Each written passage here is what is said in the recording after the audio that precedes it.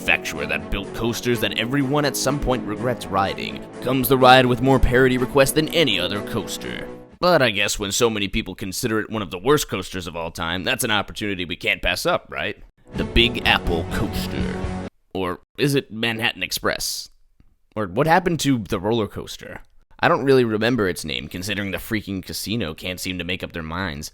I mean, it's like 3 name changes by now. That's more than some Six Flags parks. And that's impressive.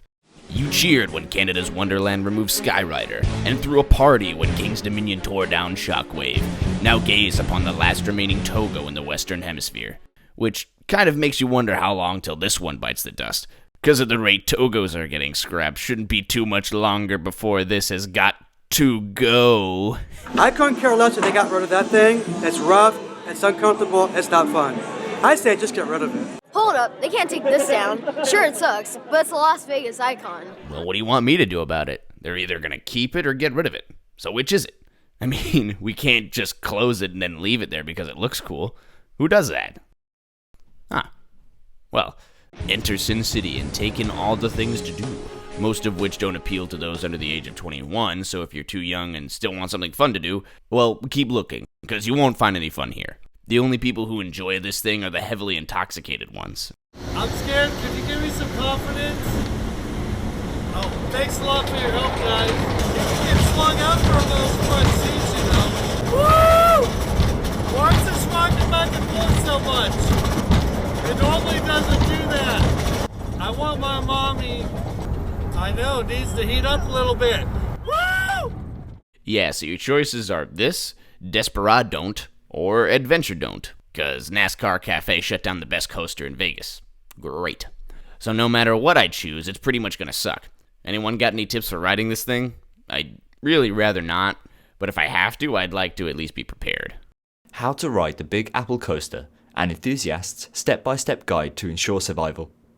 Step 1. First, consider all of your options. There are other roller coasters in Las Vegas. Is all this time and effort really worth it? Step 2.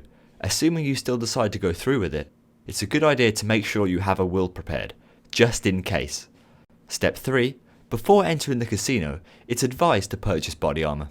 We're still unsure what would be more painful, going into battle or riding this roller coaster. To be safe, it's a good idea to suit up. Step 4. If you're a drinker, it probably wouldn't be a bad idea to have some before riding. The less you remember, the better. Step 5. Wait for the front row. I wouldn't say it's great, but choosing the front row over the others may lengthen your life by just a few months. And, as a bonus, you're guaranteed to finish the ride sooner than those in the back. Step 6. When pulling down the restraints, try to give yourself a little wiggle room. The less pain on your shoulders, the more likely you are to attend that backpacking adventure later this month. Step 7. Pray. Step 8. As you go up the lift hill, convince yourself that this is the worst ride in the world. That way, if you don't think it's so bad, you'll be pleasantly surprised. Step 9. Pray again. Step 10. From here on out, the rest is out of your control. Hope for the best, and if you get lucky, maybe you won't hate it. Just maybe. This has been an enthusiast's step-by-step guide for survival, featuring that big ugly coaster jetting out of that hotel. Well, as helpful as that was, the farther we get along into this parody, the more and more I'd rather just avoid it altogether. But I guess if you're still determined to get on it, then this part is for you. Enter the hotel and follow the arrows on a very long and obscure path through the slot machines and restaurants, leading you to the very back of the building. After paying more money than the ride is worth and buying a locker, begin walking up the on-ramp as you think about the good life you've had and how this indeed may be it. And there's still so many things you haven't done yet, like get married, or kiss a girl, or talk to a girl, or even look at a girl. But just remember, if you did in fact die on this thing, I hope your one ride was worth the $14. $14? Yeah, that's about 15 too many. So you're saying they should pay people to ride this thing? Huh, that sounds about right. Congrats, you all just wasted money. Wow, somebody wasted money on Vegas? Wow, that's a first. I think this is one of those few times it's safe to say it'd be better to spend your money at the slot machines. But let's say you're one of the weird GP who happen to enjoy it. Well, good news, you can get married on it. Yeah, this is real. You're already crazy if you want to ride this more than once, but now you want to willingly get married on it? Like, I get that you love someone till the day you die, but like, I don't think they were talking about your wedding day. Hey, so you're like really cute. Do you want to maybe find like the world's worst roller coaster and get married on it? Sure. After reading over all the safety rules about how the hotel is not liable for all the injuries you're gonna receive, pop a squat and take a look at the restraints and come to the horrible realization that this coaster, this freaking roller coaster, has quite possibly the worst restraints in existence. Over-the-shoulder restraints and a lap bar.